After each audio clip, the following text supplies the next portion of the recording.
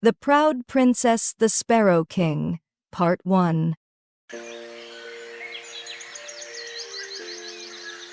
Once upon a time, in a faraway kingdom, there was a king who had only one daughter.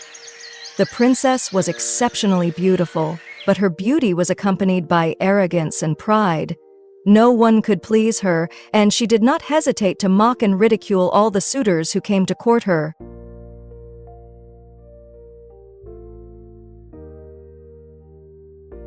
This guy is just a walking barrel, so fat. Oh, a light breeze could blow him away, he's too thin. And fat, clumsy too. Who would be like this? Pale as if drowned, no life at all. Red as a spiny cucumber fruit. Just look at him. He's nothing like a spiny cucumber fruit. A crooked sapling, and he thinks he can be a suitor. The princess mocked mercilessly, and thus no one was spared. The king, seeing his daughter's actions, became worried. He decided to organize an extravagant banquet to choose a suitor for his daughter. The banquet was held with great splendor, with suitors from various lands. The guests stood in line, with kings of different realms, dukes, princes, earls, barons, and those from noble families. The princess was brought out to meet the suitors. My dear daughter, these are the worthy suitors for the position of prince consort. Choose one.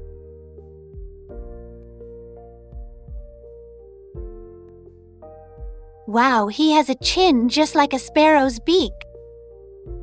From then on, people started calling the king the Sparrow King. Seeing his daughter act so arrogantly, the king became furious. He decreed that if any beggar passed by the palace, he would marry his daughter to that beggar. If any beggar passes by the palace, my daughter will marry him. A few days later, a poor minstrel passed by the king's palace. Dressed in ragged, filthy clothes, he stood beneath the window and began to sing, hoping for a small reward. Bring that minstrel into the palace.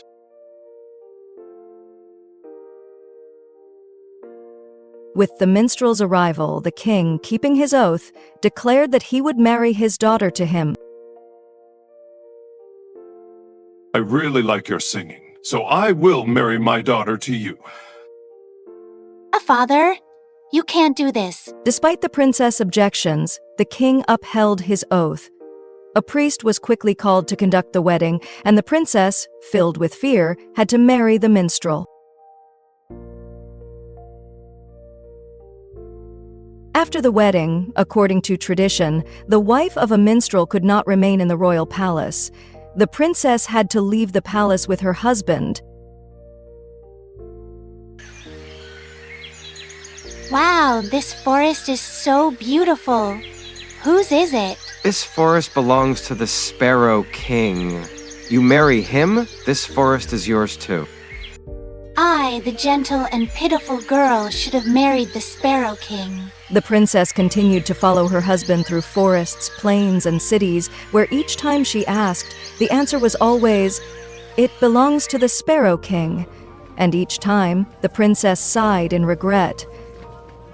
Finally, they arrived at a tiny hut where the princess had to live in poor conditions. She had to bend low to get through the small door and began her life in hardship. Oh my, what a tiny and miserable house. Whose house is so small and pitiful like this? This house is mine and yours. We will live here. The princess began to cook, but she knew nothing about it, causing her husband to help her. The meal was frugal, and their life was tough each passing day.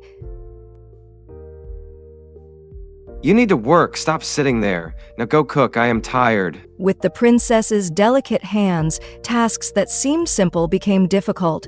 Her hands bled as she split the twigs and spun the thread, and their life became harder.